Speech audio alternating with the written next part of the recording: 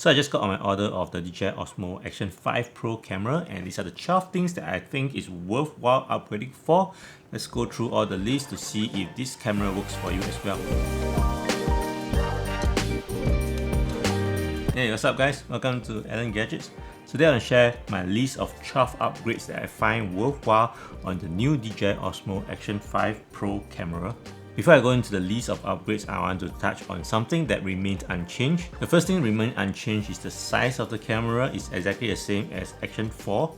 The battery used is also the same size since Action 3. The weight is somewhat kept the same, with the Action 5 Pro weighing 1 gram heavier than Action 4. So the good news is all the accessories bought for the Action 4 can be used on the Action 5 Pro, perfectly compatible. So this 12 list of upgrade is mainly my decision that supports my upgrade from the Action 4 to the Action 5 Pro.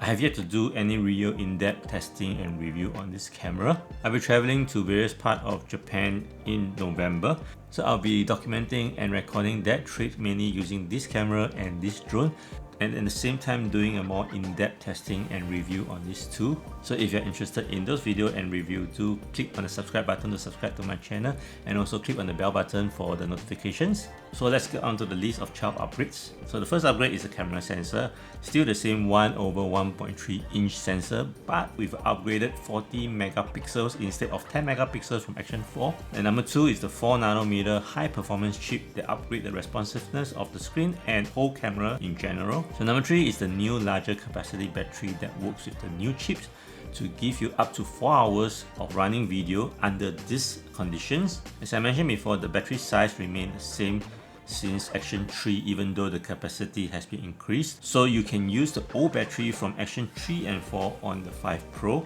I'm going to run a test using both the new and the old batteries to see how much juice you can get out of the battery in one charge, how long of a video that we can record up to test if the practical application is as good as what they claim on the paper for up to 4 hours. And number 4, they now have an internal storage of 47 GB on top of the micro SD cards. And number 5, the touchscreen of the front and back are now both OLED screen. And number 6, it can now connect up to 2 Mic 2 transmitters instead of just one on the DJI Action 4. Take note that this only works with the second generation of the DJI mic, not the first one.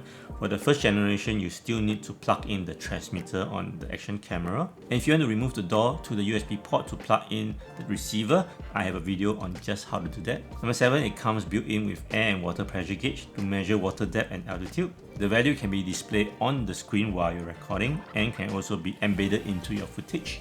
And at number 8, especially useful for self-vlogging, subject centering and tracking.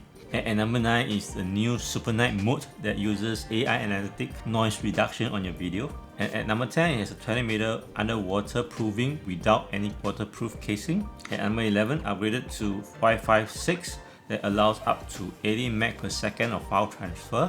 Number 12 is one of my most exciting items on the list. So what it does, it takes those videos with at least 100 to 240 frames per second video and using its AI analytical algorithm to fill in the frame in between and extend it to 960 frames per second. That will give you a 32 times slow-mo video right out of the camera. To me, that is like having Topaz AI slow-mo software in the camera without having to pay for it. That sounds all very awesome on paper, but I have yet to test it because it's a very big claim that you can do that in camera without any software or apps. Maybe a separate test, or maybe on my trip to Japan. I have yet to decide, but that is something that I'm very looking forward to. So like I said, I'll be extensively recording and testing out this camera during my trips in November to Japan. I'll be going into rural area and mountainous areas, so plenty of highlight, shadow and low light condition for me to test this with.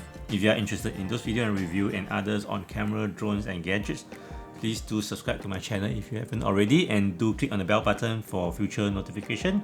And I'll see you again in the next one. Bye!